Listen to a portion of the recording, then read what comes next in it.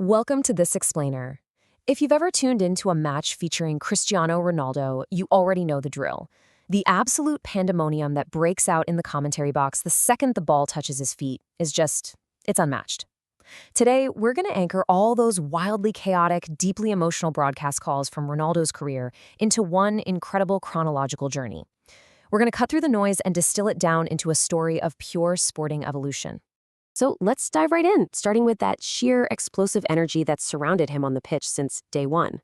Can you believe the genius of this man? I mean, that is the raw, visceral reaction he constantly forces out of professional broadcasters.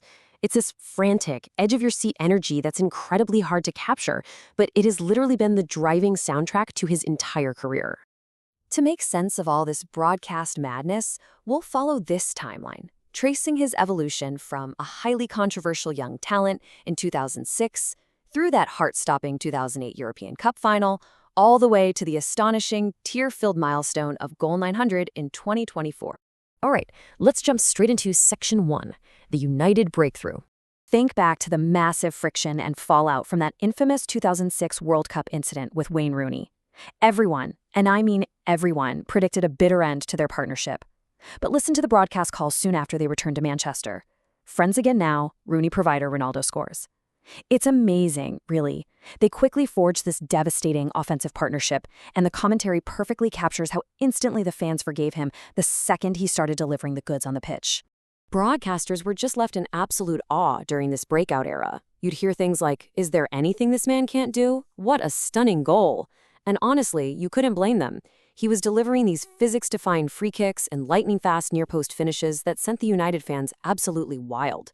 He wasn't just scoring goals, he was completely redefining what anyone thought was humanly possible on a football pitch. Which brings us to Section 2, Champions League Final Drama. You know, he very quickly developed a reputation for producing the goods when it mattered most, right on the biggest stage in club football. In the 2008 final against Chelsea, he leaped into the Moscow air, seeming to hang there forever, and headed in a brilliant cross from Wes Brown to take the lead. But of course, after that initial moment of magic, the match descended into absolute, nail-biting tension, ultimately forcing a penalty shootout to decide the champion of Europe. Now that 2008 shootout was agonizing. It starts flawlessly. But then absolute shock hits the broadcast. Ronaldo, the undeniable star of the season, actually has his shot saved by Petr Cech. United looks totally doomed. But then, in this wild twist of fate, John Terry infamously slips on the wet grass and misses, keeping United alive at 4-4. The commentary is in pure disbelief. The tension holds as Anderson, Kalou, and Giggs all find the net before Edwin van der Sar finally saves Nicola Anelka's shot to end the whole shebang. And the broadcast instantly exploded with profound historical weight. Manchester United are the champions of Europe. The Reds rule Europe again. This wasn't just a win, guys. It was a monumental achievement, coming exactly 50 years after the tragic Munich air disaster. The commentators are screaming his name as he lies face down on the turf, cementing his first taste of ultimate European glory. He had officially climbed the ultimate mountain for his club. Moving right along to Section 3, the Messi rivalry and new heights. As Ronaldo was out there launching stunning 40-yard rockets to make it 3-0 in crucial matches, an undeniable challenger emerged. While Ronaldo was delivering these special, long-range strikes, commentators were equally mesmerized by Leo Messi systematically taking down English clubs on the other side of the continent. The broadcast of this era were just a constant thrilling back and forth, marveling at two players pushing each other into entirely new stratospheres. But here's the thing. Behind all that individual brilliance, the commentary frequently highlights how he thrived off an incredible supporting cast. He really didn't do it alone.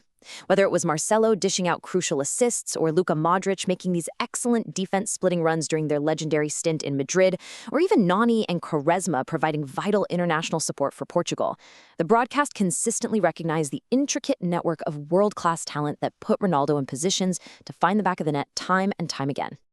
Let's shift gears to the national stage with Section 4, International Trials and Triumphs. Just listen to the raw, unbridled passion in the commentary here. Can he kill the Swedish dream? He has done surely. Hat-trick, yes.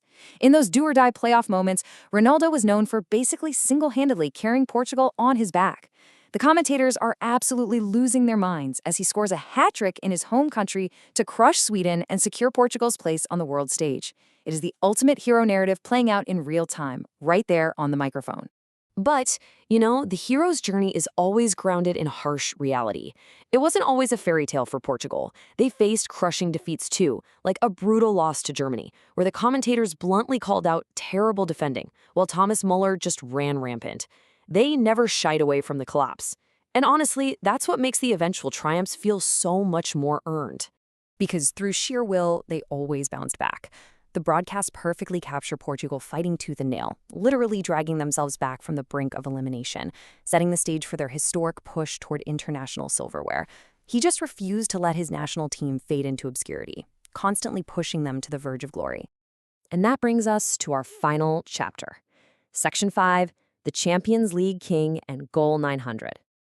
At a certain point, the commentators literally just run out of superlatives. They simply resort to crowning him the greatest in the history of the Champions League.